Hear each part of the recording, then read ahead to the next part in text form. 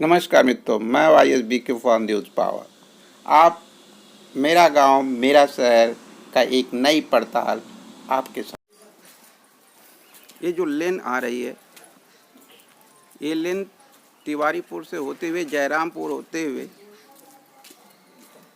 ये गोपालपुर गांव की तरफ आ रही है। आज न्यूज़ पावर की टीम जिस गांव में है उसका नाम गोपालपुर गांव ही है। गांव के लोग किस तरह से खेती बाड़ी करते हैं और जो कृषि का आईना होता है, उस कृषि के आईने के बीच में शांति, सौहार्द और समृद्धि का एक प्रतीक भी मुझे दिखाई दिया। इसलिए कुछ पल के लिए मैं यहाँ रुका और कुछ खास लोगों से बातचीत हुई और उन खास लोगों से जो बातें हुई हैं और जिन लोगों से बातें हुई हैं उनको भी हम आपसे मिलवाएंगे और आप उन्हें देख सकें और उनके विचारों से सहमत हों, असहमत हों, अपनी बात रख सकते हैं। अब हम जिस शख्सियत से मिलवाने जा रहे हैं, जिस हैसियत से मिलवाने जा रहे हैं, वो 5 पांडु ब्राह्मण हैं। 5 ब्राह्मण पांडु कह सकते हैं आप। 5 भाइयों के एक संयुक्त परिवार जो आज भी पारिवारिक समृद्धि, शांति और सौहार्द का प्रतीक है। अब वो समय खत्म हुआ और आप उनके सामने हैं और वो आपके सामने।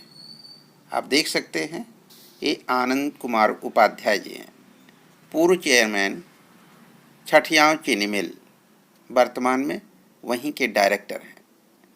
आइए इनसे मिलते हैं, इनके अनुभवों को सुनते हैं, क्या सोचते हैं आजमगढ़ के समाजवाद की धरती पर विकास की क्या विषाद बिछी हुई है, क्या ज़मीनी सत्य है, वो सारे विषयों पर डिस्कस करेंगे।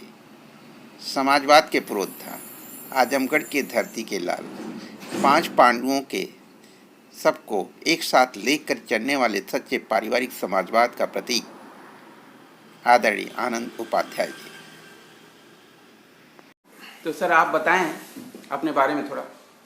मैं आनंद कुमार उपाध्याय, पूर्व चेयरमैन चीनी मिल सठिया और वर्तमान में वहाँ का डायरेक्टर हूँ। और गोपालपुर गांव जो शहर से मात्र 2 किलोमीटर दूर है, वहाँ का निवासी हूँ।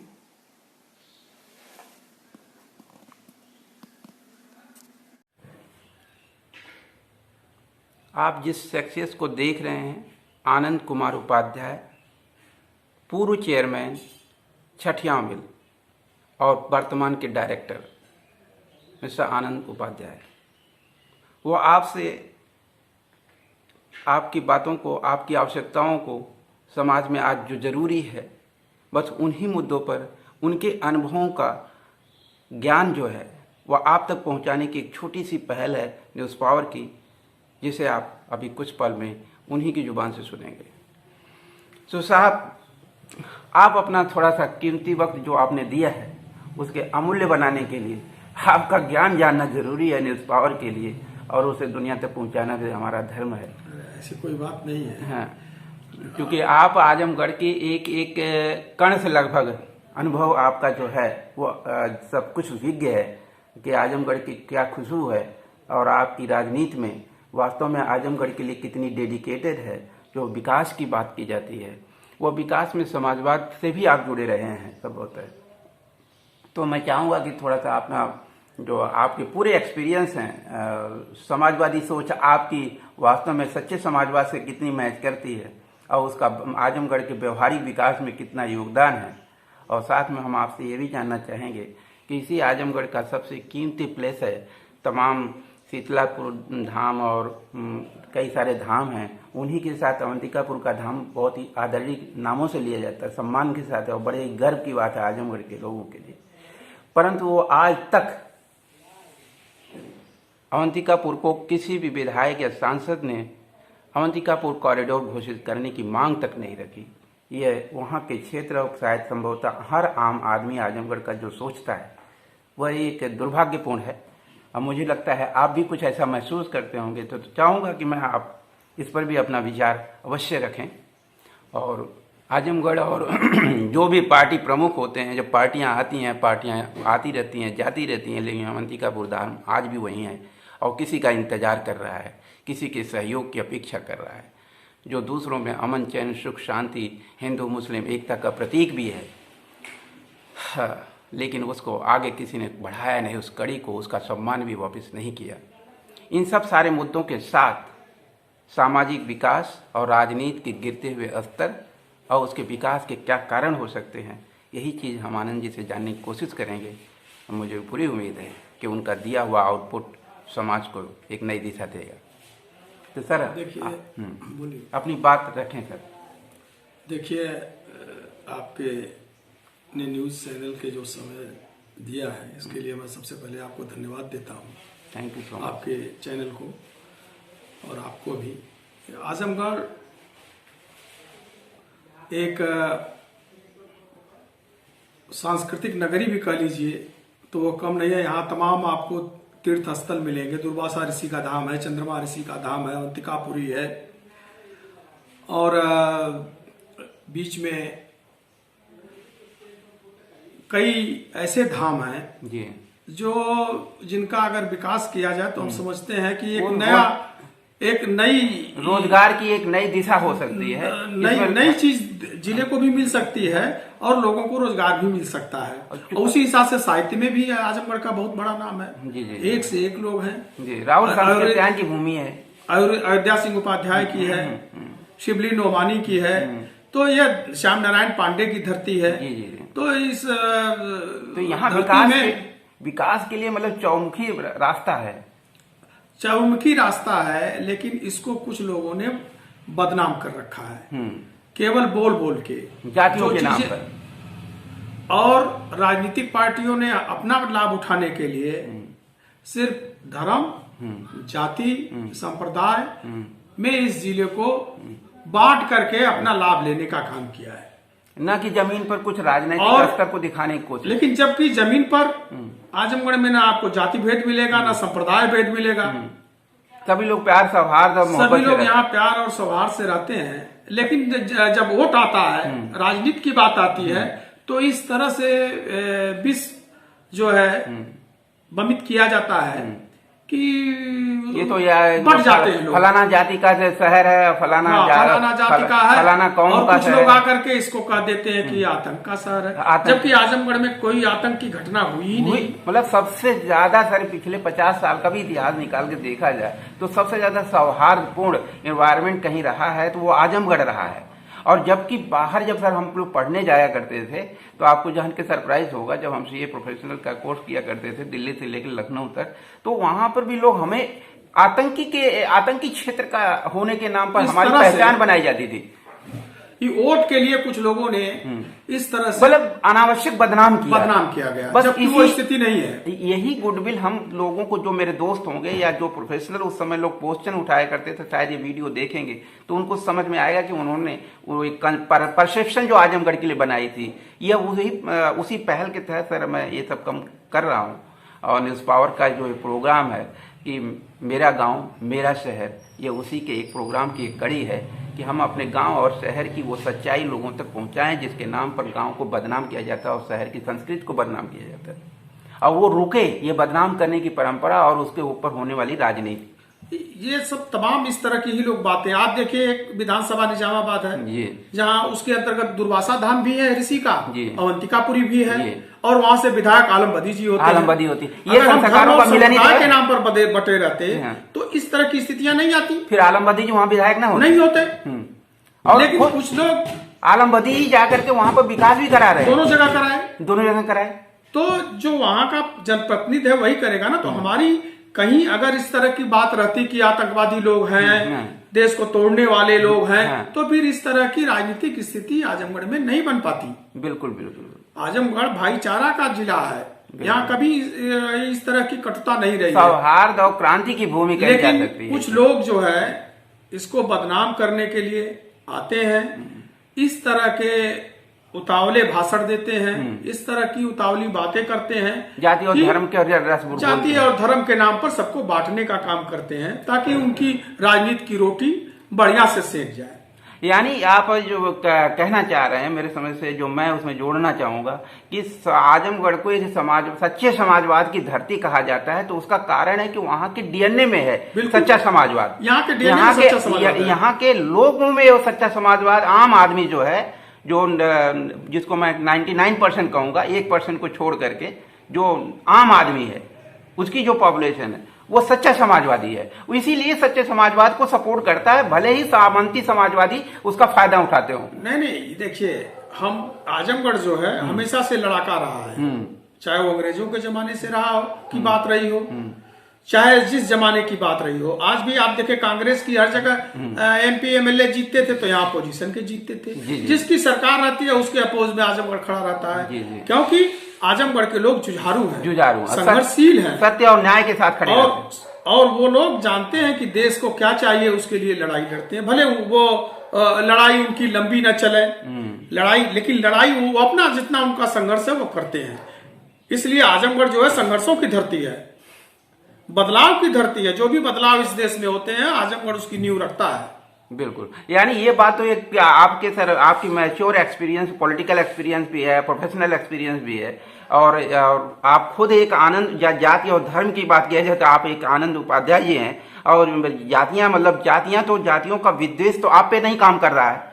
आप किसी जाति और धर्म की बैसाखी पर नहीं खड़े होकर के, क्योंकि आपको कोई कहा कि भी कमजोर या आपको बाध्य नहीं कर सकता कि आप ऐसा बोलिए।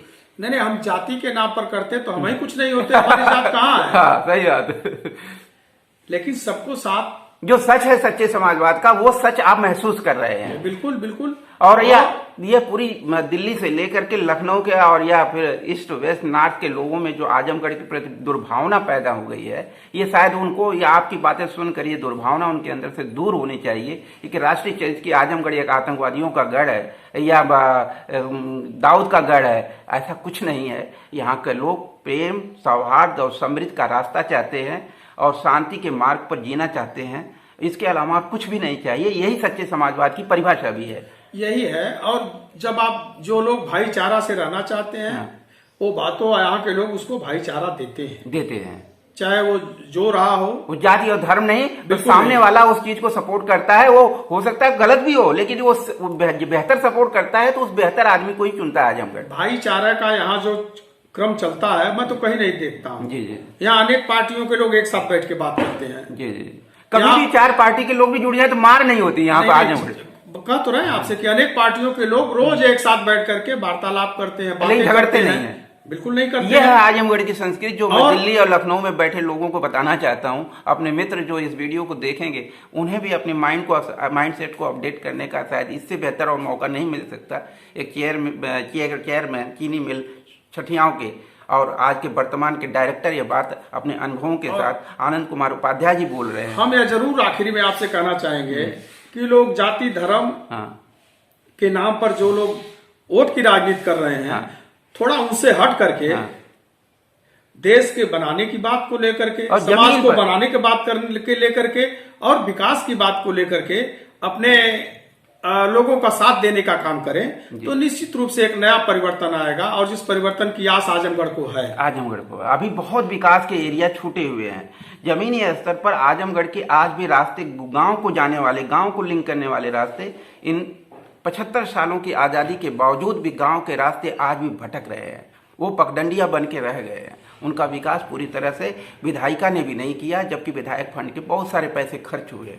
ये बात हर समाजवादी को, और समाजवाद के नेतृत्व करने वाली समाजवादी जितनी भी पार्टियां हैं, समाजवाद किसी एक पार्टी की धरोहर नहीं है। कांग्रेसी समाजवाद भी है, भाजपा का भी समाजवाद है, समाजवादी पार्टी का भी समाजवाद है, लेकिन वो जमीन पर क्या उतरा 4.5 सालों में, चाहे बीजेपी की सरकार थी, क्या किया वास्तव में? क्या सच्चे समाजवाद के रास्ते पर एक बुनियादी विकास का रास्ता खोला?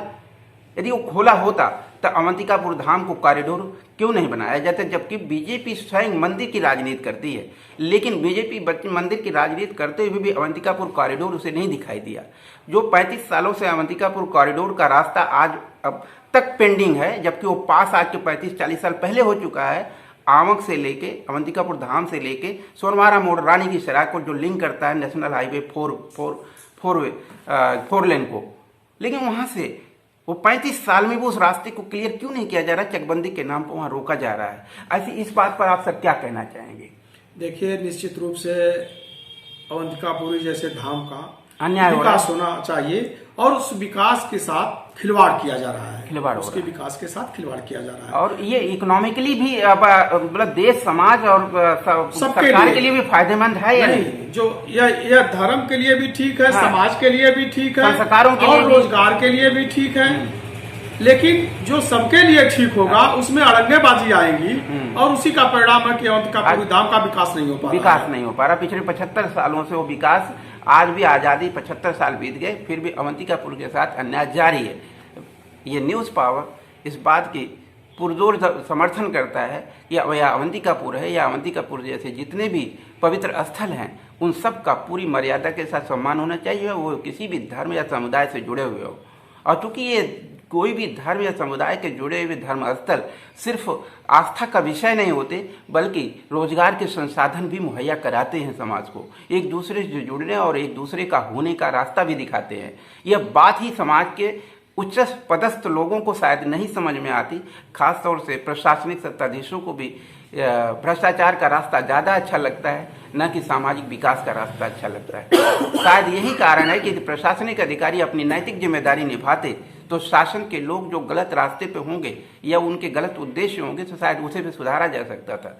लेकिन शासन और प्रशासन दोनों के बीच का जो समन्वय था शायद नहीं मिला, और यही कारण है कि आज न्यूज़ पावर को इन मुद्दों को लेकर समाज में भटकना पड़ रहा है। और तमाम ऐसे इंटेलेक्चुअल प्रॉपर्टीज़ जिनके विचारों को जानने, समझने और खंगालने की कोशिश में हमारा शहर, मेरा गांव की पड़ताल आज गोपालपुर में एक नए शख्सियत के साथ, आपकी मुलाकात के साथ आपको मिली। आप सर कुछ लास्ट में आप कहना चाह रहे हैं कि जो मैंने अभी कुछ बोला उस विचार से आप कितना सहमत हैं? नहीं, आपका विचार उससे पूरी तरह सहमत है जी। और एक नई दिशा देने के लिए, एक नई सोच का आजमगढ़ बनाने के लिए अवसर आया है। इस अवसर का आजमगढ़ के लोगों को लाभ उठाना चाहिए और आने वाली सरकार को ऐसी सरकार बनानी चाहिए जो आजमगढ़ का विकास कर सके, लोगों में सौहार्द ला सके, और आजमगढ़ को आतंकवाद के नाम से जो लोग बदनाम करने की कोशिश कर रहे हैं उसको खत्म किया जा सके। और इसमें पूरे जनपद के लोग सहयोग करेंगे, क्योंकि इससे आजमगढ़ के लोगों की पूरी दुनिया में बदनामी हो रही है, देश ही नहीं दुनिया में। अगर इसको मिटाना है तो सबको एक होकर के किसी एक नेक रास्ते पर चल करके एक नई सरकार बनाना होगा, तब जाकर के कुछ हो पाएगा। बिल्कुल सर, आपको बहुत बहुत धन्यवाद। आपने न्यूज़ पावर को समय दिया और आपने सच्ची और कड़वी बात भले रही हो, लेकिन आपने अपनी पूरी बात जो आजमगढ़ के विकास और विस्तार के लिए जरूरी है आपने कही। इसके लिए न्यूज़ पावर आपका आभारी है, और आपकी तरह से किसी और पर्सनालिटी की मुलाकात के लिए न्यूज़ पावर अपनी नई रिसर्च पर अपने गांव, मेरा शहर की यात्रा पर जाएगा और आपको नई शख्सियत से मिलवाएगा। जय भारत, जय गीता, जय संविधान। बहुत बहुत धन्यवाद। मित्रों नमस्कार। अभी जो बातें आपने सुनी और देखा वो एक विषय था, उस सत्य को, उस अन्याय को जो परसेप्शन के रूप में स्थापित, क्योंकि भारत धार्मिक शहरों का शहर है, एक विशाल शहर जो सिर्फ छोटे छोटे धार्मिक शहरों का शहर। यह कहना गलत नहीं है, यह भारतीय संस्कृति का संस्कार ही है, चरित्र ही है। 3 किसान बिल अन्याय अत्याचार की पराकाष्ठा। जो सत्य को अस्वीकार करता है उसे झुकना भी उन्हीं चरणों में पड़ता है। 3 बिल की वापसी इसी बात का प्रमाण है। परंतु न्याय पर चर्चा का विषय जब सेलेक्ट करना होता है तो सभी अपना पैर पीछे खींच लेते हैं। बिना सत्य और न्याय पर चर्चा घर गली हर मोहल्ले में किए बगैर सत्य को परिभाषित नहीं किया जा सकता, न्याय को सुनिश्चित नहीं किया जा सकता। हर जनमानस के बीच में हर छोटी और बड़ी कड़ी को एक दूसरे से जुड़ना ही होगा। न्याय और सत्य के लिए स्वयं प्रतिबद्ध होना होगा। यह प्रतिबद्धता ही सामाजिक सौहार्द और आर्थिक समृद्धि का रास्ता सुनिश्चित करेगी। जब तक प्रेम, शांति और सौहार्द नहीं होगा तब तक विकास सुनिश्चित नहीं हो सकता। तब तक अन्याय, अत्याचार, लोभ, महत्वाकांक्षा और अहंकार की पराकाष्ठा अपनी बुनियाद को मजबूत करती रहेगी। इस पर कुठाराघात हम सब का एक हो जाना ही है। Delayed justice is always injustice. It must be denied.